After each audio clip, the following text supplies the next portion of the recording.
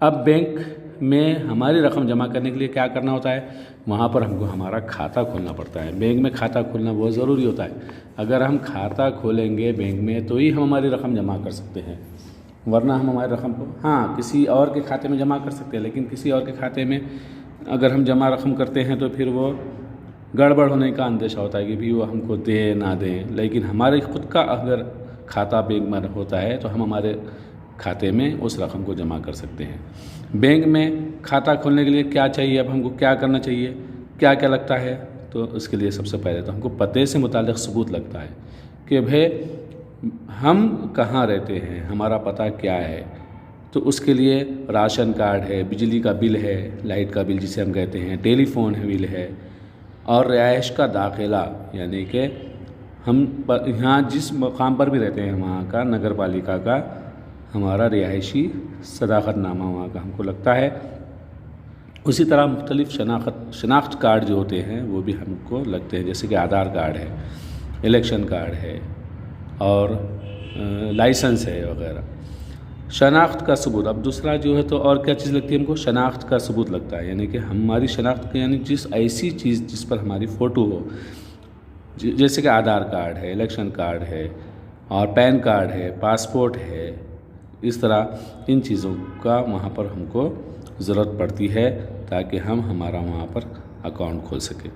अब वहाँ पर बैंक में अकाउंट खोलने के बाद फिर हम हमारी रकम को जब भी चाहे वहाँ जमा कर सकते हैं और जब भी चाहे हम उसे वहाँ से वापस ले सकते हैं। इसके लिए बहुत सारी जो है तो चीज़ें हमको, जैसे कि हम चेक के ज़रिए ले सकते हैं या बैंक में जाकर स्लिप भरकर हम जो तो हमारी रकम उठा सकते हैं। और एटीएम भी आजकल जो है तो बहुत सहूलत हो चुकी है एटीएम की वजह से भी हम क्या कर सकते हैं, हमारी रकम को बैंक के ज़रिए वापस ले सकते हैं। अगर बैंक में जाने की ज़रूरत नहीं है, एटीएम मशीन पर जाइए और वहाँ पर हमारे कार्ड की मदद से हम वहाँ पर रकम को उठा सकते हैं, निकाल सकते हैं। अब बैंक में रखने से और क्या फ़ायदा होता है, एक तो हमारी रकम की हिफाजत होती है, उसके अलावा बैंक हमें क्या करती है 4% या 6% उस रकम पर हमको क्या करती है, सूद देती है, सालाना सूद देती है, जिसको हम बोलते हैं इंटरेस्ट। तो इंटरेस्ट की जो रकम होती है, सूद की जो रकम होती है, सूद की रकम तो खैर हमारे लिए तो हमारे मज़हब में, इस्लाम में तो उसको जायज़ नहीं बताया जाता है, क्योंकि सूद लेना और देना दोनों भी चीज़ें हमारे लिए हराम हैं। लेकिन एक मजबूरी की सूरत में हमको बैंक में रकम रखना पड़ता है ताकि वहाँ पर हमारी रकम हिफाजत से रहे, इसलिए हम बैंक में जाकर हमारा अकाउंट खोलते हैं और वहाँ रकम रखते हैं। तो बैंक क्या करती है, हमें बैंक 4 से 6% हमको क्या करती है, उस रकम पर सूद देती है। और उसके अलावा खातेदार को क्या करती है, बैंक पासबुक देती है, चेक बुक देती है, एटीएम कार्ड देती है और मुख्तलिफ़ तरीक़े, जैसा कि आजकल तो हम मोबाइल के ज़रिए ऑनलाइन पेमेंट भी कर लेते हैं, जैसे कि बहुत सारे जो तो ऐप हैं, गूगल ऐप है और फ़ोनपे है, गूगल पे है, इस तरह से और मुख्तलिफ़ जो तो पेमेंट के ज़राए हैं, जिसके ज़रिए हम किसी भी दुकान पर अगर जाएँ, हमारे जेब में रकम ना हो तो हम हमारे मोबाइल के ज़रिए ऑनलाइन पेमेंट भी जो है तो कर सकते हैं। इस तरह मुख्तलिफ़ सहूलतें हमको बैंक से हासिल होती हैं। बैंक में रकम जमा करने के लिए या बैंक से रकम निकालने के लिए हमें मखसूस छपे हुए नमूने की स्लिप भरना होती है, जमा करने के लिए भी और बैंक से रकम निकालने के लिए भी कुछ एक स्लिप होती है, एक मखसूस नमूने की स्लिप। हर बैंक की कुछ मामूली सी तब्दीलियों के साथ स्लिप होती है, तो वो स्लिप हमको इस्तेमाल करना पड़ता है और वो स्लिप इस्तेमाल करके हम बैंक से रकम जमा भी कर सकते हैं और बैंक में से हम रकम भी निकाल भी सकते हैं।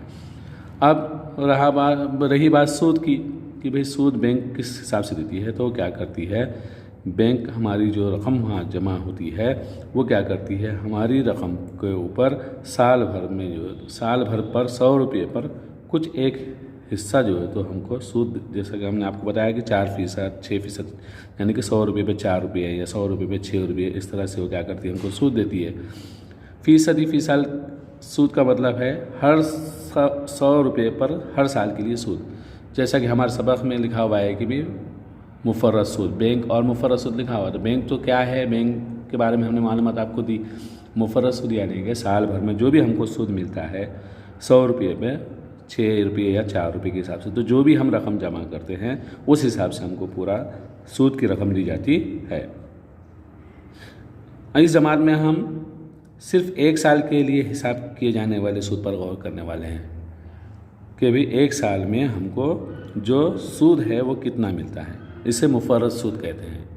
और जो एक साल में जो सूद मिलता है उसको मुफर्रद सूद कहते हैं। ज़्यादा मुद्दत के लिए सूद का हिसाब बाज़ मरतबा ज़्यादा पेचीदा हो जाता है, हमको समझ में नहीं आता है, मुश्किल जाता है। इसलिए फ़िलहाल तो ये साल जो है जमात शशुम में हम आपको सिर्फ मुफर्रद सूद के बारे में ही मालूमात दे रहे हैं कि भी किस तरह से मुफर्रद सूद मालूम किया जाता है, यानी कि एक साल का सूद किस तरह मालूम किया जाता है।